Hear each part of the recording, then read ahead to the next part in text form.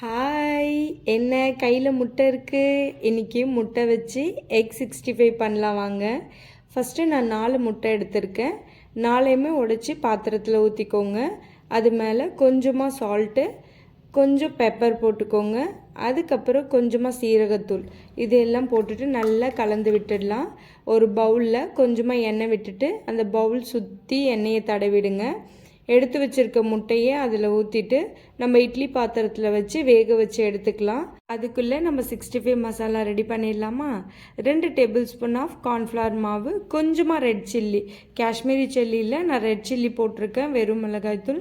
அதுக்கப்புறம் நம்ம குழம்புக்கு போடுற மிளகாய்த்தூள், கொஞ்சமாக தனியாத்தூள், அதோட சால்ட் எல்லாமே ஆட் பண்ணிவிட்டு நல்லா மிக்ஸ் பண்ணிவிட்டு இப்போ எக் பாயில் ஆகிட்டதுக்கப்புறம் நம்ம அதை பீசஸாக கட் பண்ணி எடுத்துக்கலாம். கட் பண்ணி எடுத்த எக்கை அந்த மிக்ஸில் நல்லா தடவிட்டு இப்போ ஃப்ரை பண்ண ஆரம்பிச்சிருங்க.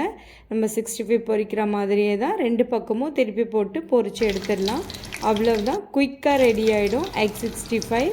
கொஞ்சம் டிஃப்ரெண்ட்டாக இருக்கும். தேங்க்ஸ் ஃபார் வாட்சிங். பாய்.